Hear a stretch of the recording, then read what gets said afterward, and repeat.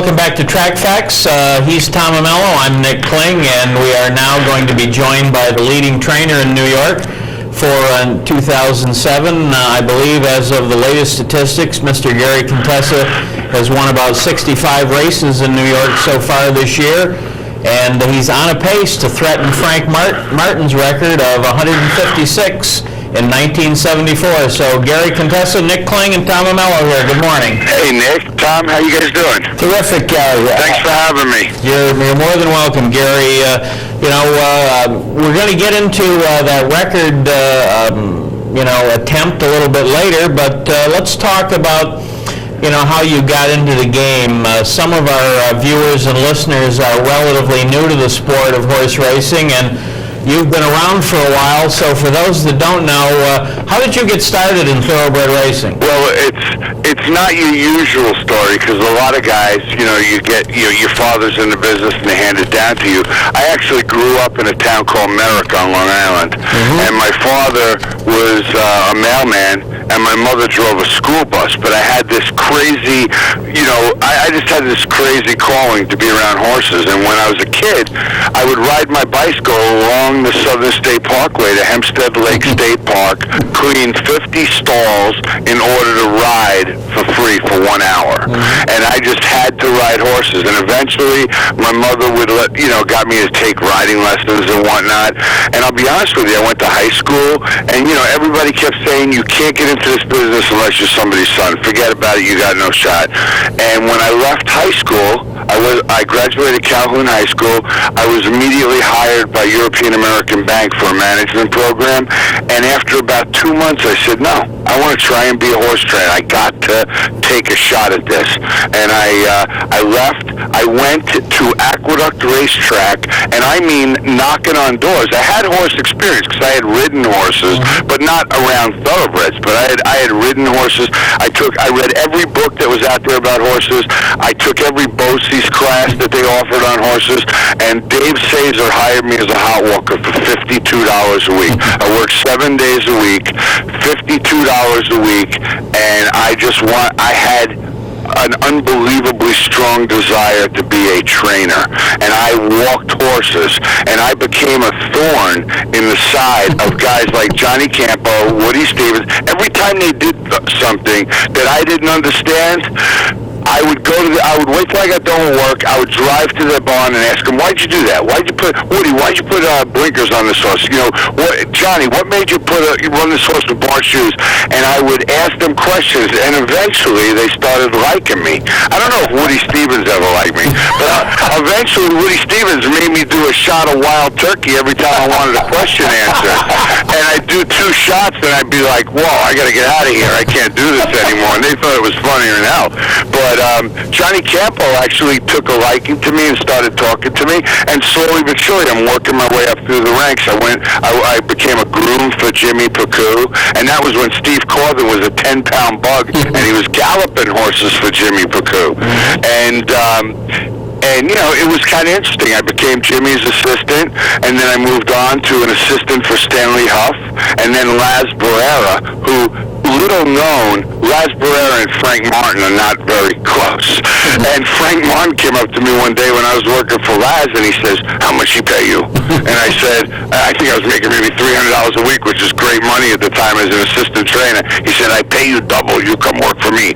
And I did, and I went to work for Frank Martin, and it was probably the best move I ever made. I spent the next 5 years working for Frank Martin as an assistant, and he basically taught me to take a horse apart and put it back together again. The guy is, in my eyes, the greatest trainer of horses. But, being a trainer of horses isn't just knowing what to do with them. It's how to fix their feet, how to fix a shoulder, how to fix an ass end. And he could do it all, and he was willing to teach me. And he did, and boy, it was a great experience. Gary, 2 things. First of all, it sounds to me like a coat and tie is a good thing if you're wearing it in the winner's circle and not 9 to 5 in some banking office. Is that correct? Absolutely. Absolutely. I can't stand being indoors. Now, I can't even, when I go to, my kids' plays and stuff, after about an hour, it's like I got to get some air. It's like, I've been outside my whole life, You're right. I like the suit and tie thing in the races. I think it's kind of neat. Like in the old days, everybody wore a suit and tie.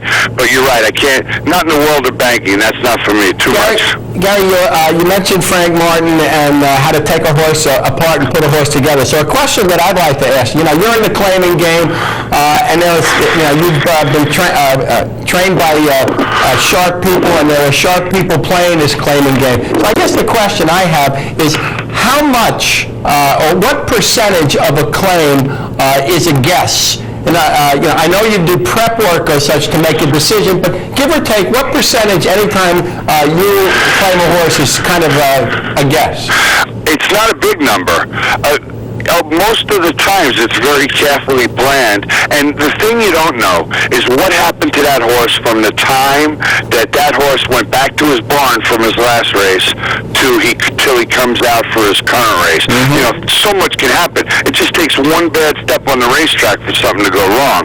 But I follow I'll tell you what Frank Martin taught me the claiming game, and the way he played the claiming game was he had a team of guys who watched every horse before the race and after the race, and they took notes, and we do the same thing. I have guys that watch every horse go out to the races and every horse pull up to be unsaddled, and then they follow them back as far as they can, and they take notes.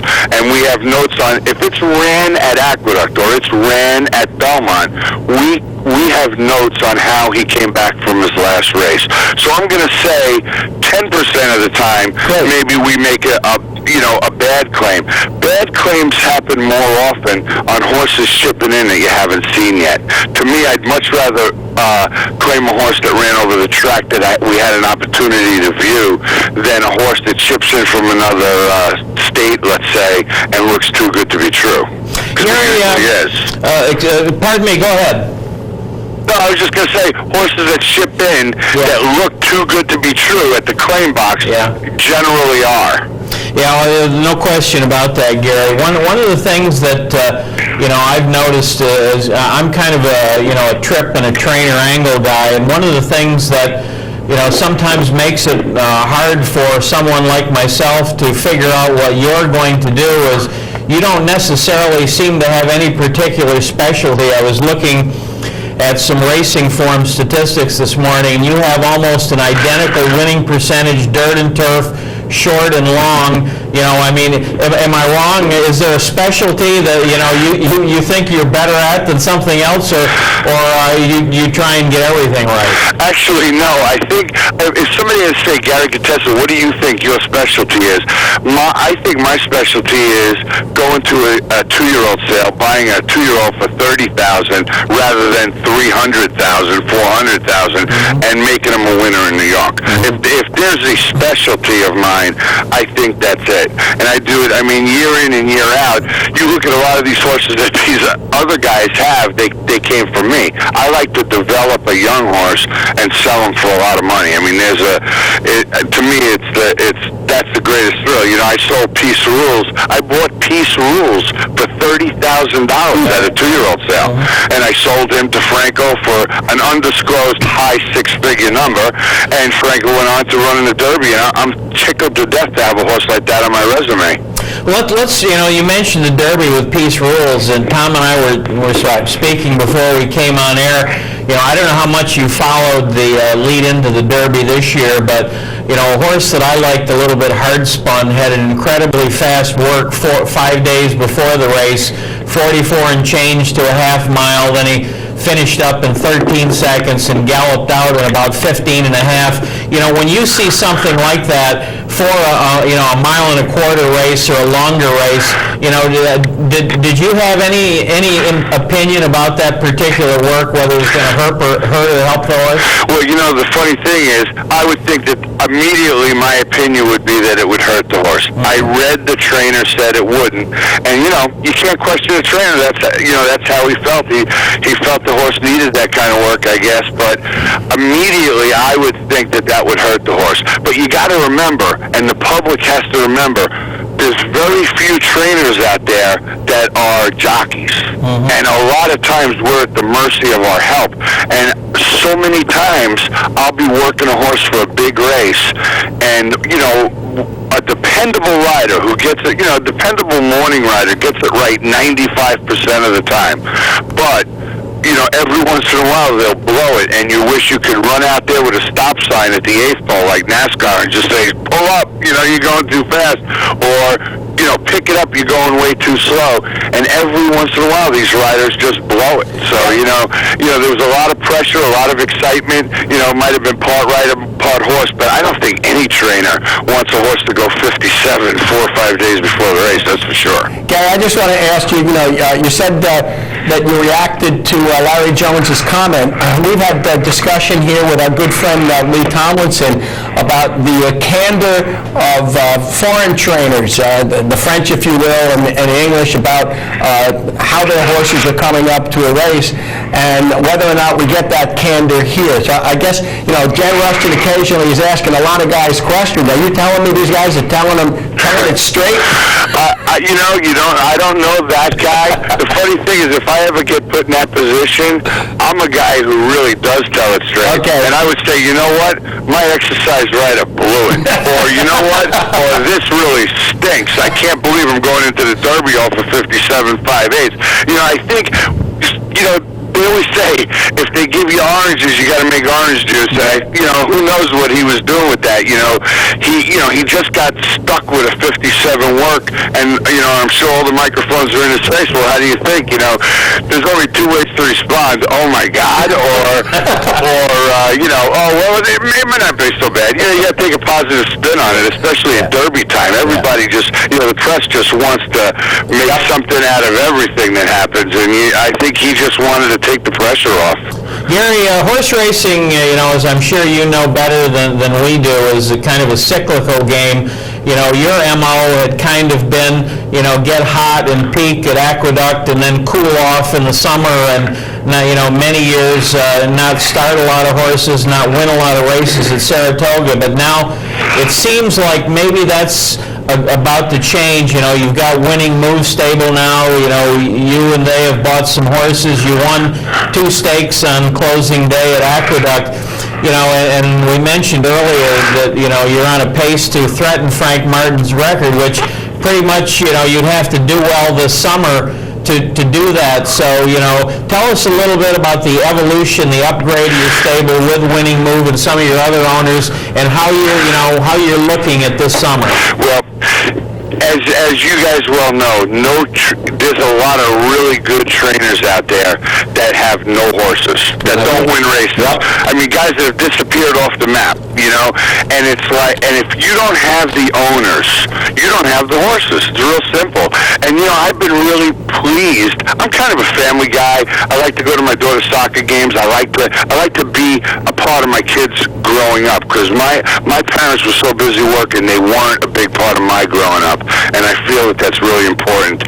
So for the last 10 years, I've been okay with working like crazy at Aqueduct and then tailing off a little bit and kind of waiting for Aqueduct to cycle back and going into survival mode for May, June, July, August, and September. Like 5 months, I try and survive and win a few races here, a few races there, and then kill them again in Aqueduct. Because even back then, I had the best stable of the guys who stayed behind. And now, about a year ago, I hooked up with Winning Move stable, and that's Steve Sigler. Everybody knows him as the father of Jamie Lynn Sigler from The Sopranos. And when he first came to me, his partners were Jimmy Johnson and Brian Vickers. They're both NASCAR drivers, and Jimmy Fallon from Saturday Night Live, and they were with Scott Lake, and they wanted a change for whatever reason, and they came to me with 3 horses, and believe me, 2 of them I couldn't even get out of the stall. I said, I'm never going to do anything for this guy. He's going to fire me for sure. And he and I hit it off personally. We have a lot in common. I used to pitch baseball. He was a semi-professional ball player who was highly scouted at one time. He owns a baseball league. He runs a baseball league. We became really close friends. And 3 horses became 6 horses, became 10 horses. And honestly, I've lost count, but we have at least 60 horses in training for Winning Move Stable, and we have made some incredibly good buys. People have come to us with as a trainer, constantly you get horses faxed to you by bloodstock agents. We have had the opportunity to buy Account for the Gold, Poppy Chulo. We just bought a horse yesterday named Nerve, N-E-R-V-E, from Eddie Police, another really good horse. And you know what? The face of my stable has changed. I can honestly say I've never had this good a stable during the real part of the racing year, the meat of the racing year from May to September, as I do now. And there is no question that I am going to remain formidable all year round. As long as Winning Move stays in the game, and maybe I can develop some new people off of him, my stable's going to stay formidable because we have gone out there, we bought the right kind of horses for the Belmont meet, the right kind of horses for the Saratoga meet, and we're going to continue to claim as well. So it's just a completely different stable than I've ever had before, and we can handle it. We can handle it. It's not, we do good at Aqueduct because those are the kind of horses we have, but give me the horses to win with at Belmont and Saratoga, and we're going to do it. Gary, we don't want to necessarily speak about any particular owner, but you mentioned the trainer has to have owners, and he has to have horses.